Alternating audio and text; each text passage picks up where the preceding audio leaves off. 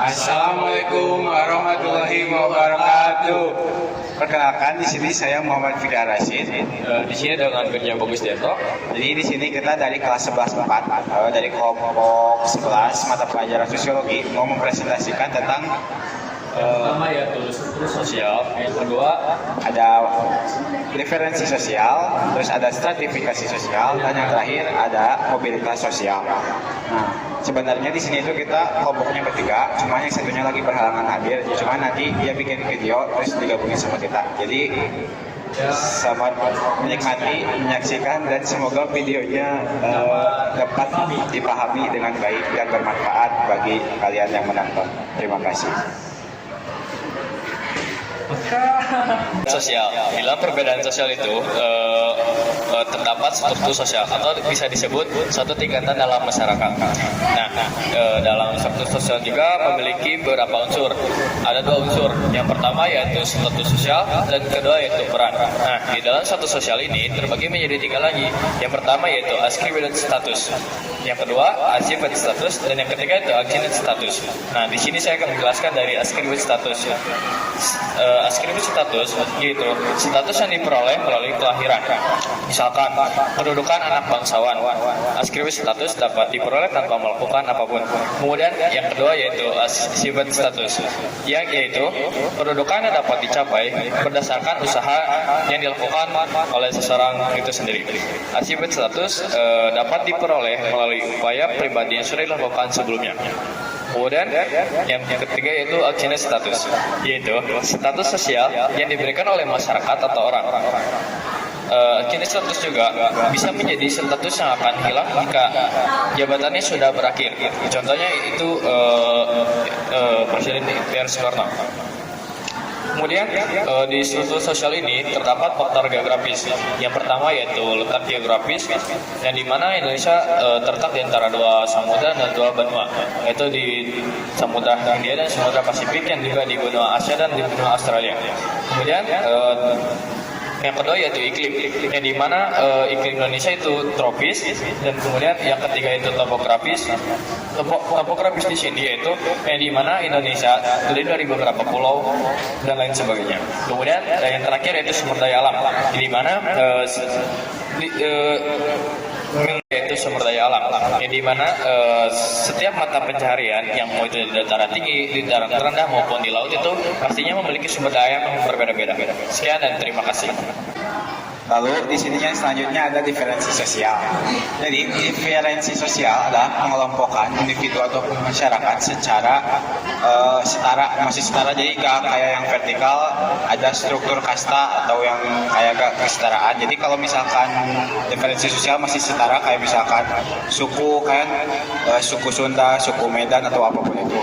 Nah, untuk macam-macam dari diferensi sosial di sini itu ada secara jenis kelamin, kayak misalkan cowok sama cewek. Terus ada suku bangsa, kayak misalkan bangsa Sunda, bangsa Jawa, atau bangsa yang lainnya. Lalu ada agama, seperti yang kita ketahui di Indonesia itu ada 6 agama. Yang pertama itu ada agama Islam, Kristen, Hindu, Buddha, Konghucu, dan Kristen Katolik. Nah, terus yang selanjutnya ada kan. Nah, kan sendiri kan terdiri dari patrilineal dan matrilineal, dan yang terakhir ada bilateral. Terus yang terakhir pengelompokan secara ras atau secara ciri fisik. Nah, untuk ciri-cirinya yang pertama itu ada ciri fisik atau ciri yang bisa kita lihat dari dengan kasat mata, dengan mata kita lihat. Terus ada ciri secara sosial, dan yang terakhir ada ciri secara budaya. Assalamualaikum warahmatullahi wabarakatuh. Perkenalkan, nama saya Boy Pamungkas, saya dari kelas 94. Di sini saya akan mengerjakan tugas sosiologi, yaitu menjelaskan materi tentang stratifikasi sosial. Sebelumnya, saya berasal dari kelompok yang berisikan Findra, Fikri, dan saya bertiga. Kenapa saya di sini? Karena saya tadi tidak sekolah, jadi tidak bareng sama teman-teman saya. Kalau saya jatuh tadi, jadi tidak sekolah ini. Langsung aja, yang pertama, stratifikasi sosial. Stratifikasi sosial adalah pengelompokan masyarakat ke dalam kelas-kelas secara hierarkis atau bertingkat. Kata stratifikasi berasal dari kata stratum yang berarti lapisan, sedangkan sosial bermakna rakyat atau masyarakat. Lalu stratifikasi sosial memiliki dasar yaitu kekayaan, kekuasaan, kehormatan, dan ilmu pengetahuan. Lalu ada ciri-cirinya. Yang pertama ada perbedaan gaya hidup, lalu memperoleh hak dan sumber daya, lalu perbedaan kemampuan dan perbedaan simbolis. Lalu ada faktor pendorong terjadinya stratifikasi. Pertama adanya perbedaan ras dan budaya, lalu adanya perbedaan pembagian tugas yang berspesialisasi, lalu adanya perbedaan hak dan kewajiban. Lalu ada sifat-sifat stratifikasi sosial. Yang pertama ada terbuka. Nah, apa sih terbuka itu? Stratifikasi terbuka. Jadi sistem pelapisan yang memberikan kesempatan setiap masyarakat untuk pindah ke lapisan yang lebih tinggi. Contohnya menjadi kaya dengan berusaha dan bekerja keras. Lalu ada stratifikasi tertutup. Nah, pengertiannya itu sistem pelapisan sosial yang membatasi mobilitas sosial sehingga individu atau kelompok tidak bisa berpindah kelas sosial. Nah, contohnya kayak yang di Bali itu ada 4 kasta. Nah, itu bisa jadi contoh kayak Brahmana, Ksatria, Waisya, dan Sudra.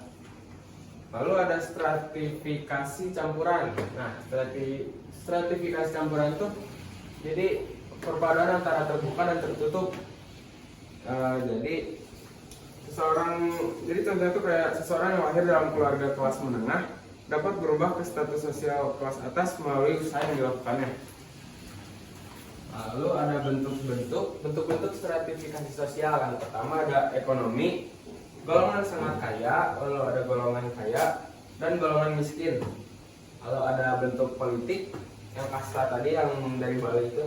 Yang pertama ada Brahmana, Ksatria, Waisya, dan Sudra. Lalu ada mobilitas sosial, bentuknya itu vertikal, horizontal, intergenerasi, dan antargenerasi. Lalu ada sosial, nah, istilah itu ada demokrasi, pendidikan, dan keahlian. Yang terakhir ada saluran mobilitas, yaitu perkawinan, pendidikan, politik, pangkatan, bersenjata. Udah semuanya. Sekian dari saya. Terima kasih. Assalamualaikum warahmatullahi wabarakatuh. Ada mobilitas sosial. Jadi mobilitas sosial adalah tindakan yang dilakukan oleh individu ataupun kelompok masyarakat untuk melakukan perpindahan kelas. Nah, di sini ada bentuk-bentuk mobilitas sosial. Yang pertama itu ada bentuk yang secara vertikal. Nah, bentuk yang secara vertikal itu kayak si perpindahannya dari struktur sosial yang rendah ke struktur sosial yang tinggi, ataupun sebaliknya dari struktur sosial yang tinggi ke struktur sosial yang rendah. Terus yang selanjutnya ada secara horizontal atau masih setara. Nah, di sini kayak misalkan contohnya seorang guru A, pertamanya itu ngajar di sekolah 1. Nah, tiba-tiba dipindah dinaskan ke sekolah 2. Nah, di situ kan terjadi perpindahan, cuma masih dalam setara, yaitu masih sama jadi guru.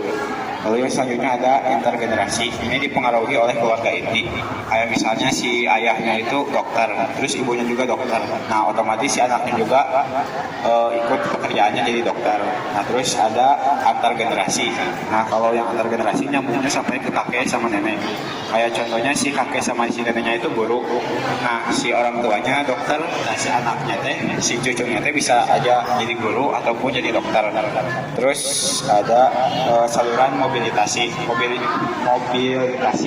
Yang pertama itu ada secara perkawinan, pendidikan ataupun politik, dan yang terakhir ada mengikuti angkatan bersenjata kayak misalkan Polri ataupun TNI. Mungkin cukup sekian yang dapat kami sampaikan. Kurang lebihnya mohon dimaafkan dan semoga materinya dapat dipahami dengan baik. Billahi taufiq wa hidayah. Wassalamualaikum warahmatullahi wabarakatuh.